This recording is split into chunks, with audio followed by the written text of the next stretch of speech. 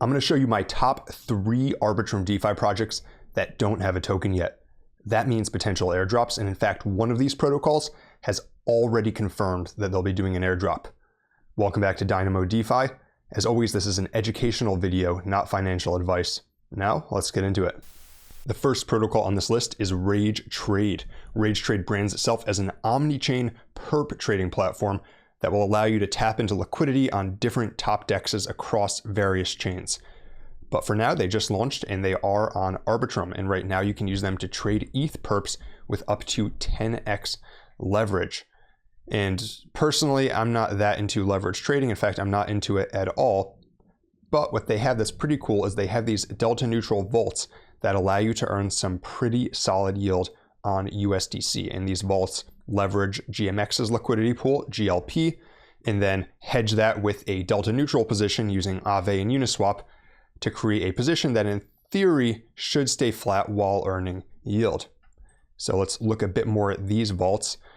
Over here on the vault section of their website, they have something called Delta Neutral Vault. And what's really interesting about this, and I think one of the things that sets Rage Trade apart from other platforms, is that they have that vault broken up into 2 sections, what they call the risk off vault and the risk on vault. Now, as a reminder, nothing in crypto is truly risk off. There's always risk whenever you're using DeFi. However, what the risk off vault does is when they open a short position to build this delta neutral vault, they have to post some collateral on Aave, and the USDC that's in the risk off vault is the USDC that's being used on Aave. And so that's why its APY is pretty modest, around 5.28%, but in theory, it's not subject to the many risks that you would subject yourself to with a delta neutral vault. The risk on vault, on the other hand, is the true delta neutral vault. This is where they are opening a liquidity position on GMX, and then they're opening an equal short position. And this is riskier because sometimes things do go wrong with delta neutral vaults. It's happened in the past, and I'm sure it will happen again in the future, although hopefully not with this protocol. But because of that added risk, this vault earns an APY of 39.71%. So basically 40%, and in theory, this should be flat like a stablecoin.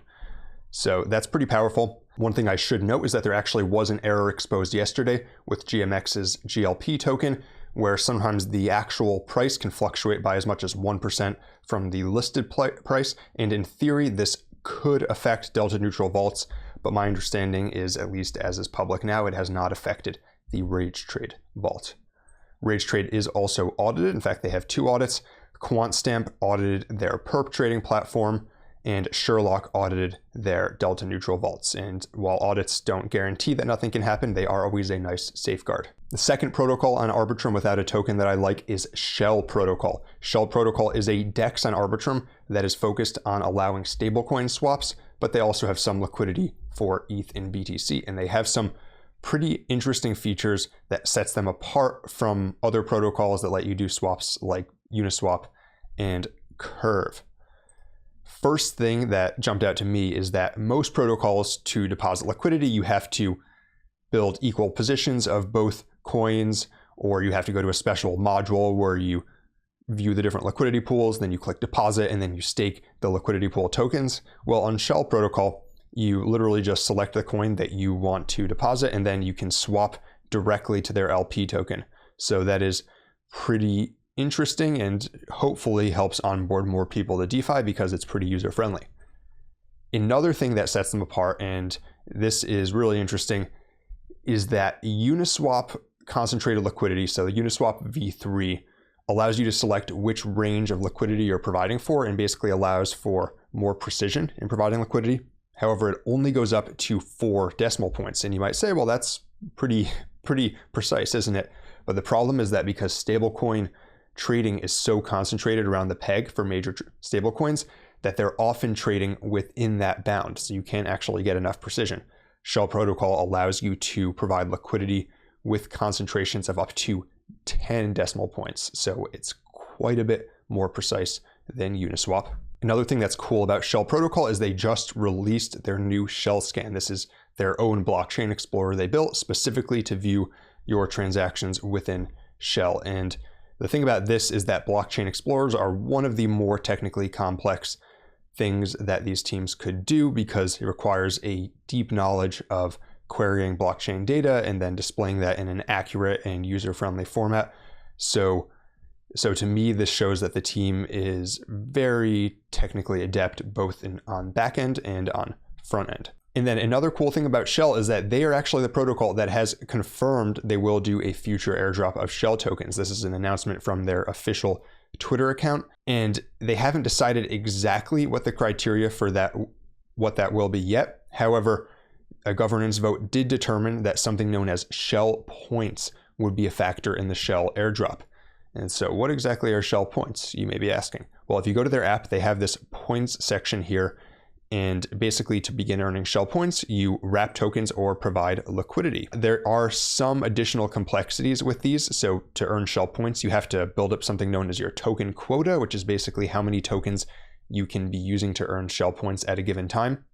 And to do that, you have to go to this NFT collection that Shell Protocol made. I don't know why they made it quite so complicated. I guess maybe to raise money, but you have to go to this NFT collection known as Bro Kwan's Booty, not to be confirmed with Do Kwan. And then I guess it's sort of a pirate booty themed NFT collection. Most of these are around $5, but you have to get one of these ones that's known as an expander. And then the expander allows you to increase your token quota. Another group that they may give NFTs to is they have a governance NFT known as a government toucan. So the government toucans are the people who voted on this governance proposal. And so if you go to this NFT collection on Arbitrum, then these are around $20, $25 each if you want to increase your chance of getting an airdrop. And then Shell Protocol is audited. Their most recent audit was done by Trail of Bits, which is a top-tier auditing firm. The final Arbitrum project without a token that I want to share with you today is known as Sentiment. Sentiment is an on-chain under-collateralized borrowing platform. So with most on-chain borrowing platforms like Aave, you have to over-collateralize your loans. That means you are depositing more funds than you are borrowing. Sentiment allows you to borrow with up to 5x leverage under-collateralized. And when you think about it, most loans in the world are under-collateralized, right? When I took out a mortgage to buy a house, I took out a loan that was larger than my deposit. And that's because usually you borrow money because you don't have the cash to put up front. So that's what Sentiment is trying to bring on-chain. And on-chain under-collateralized borrowing has traditionally a few major issues.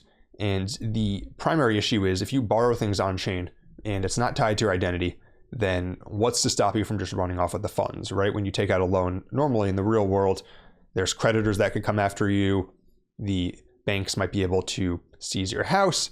There's all sorts of things that they can do. They can trash your credit score if you don't pay off the loan. Well, on-chain, you can't do that.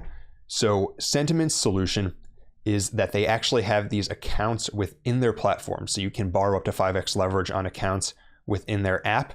And then you can use the funds that you borrow within that account on liquidity pools within the platform. And so they have liquidity pools for major protocols like Aave, SushiSwap, Curve, Balancer, and Convex. And you can actually borrow funds, deposit into these pools, but the funds themselves don't actually leave the platform. So you can't send it to another wallet, for example.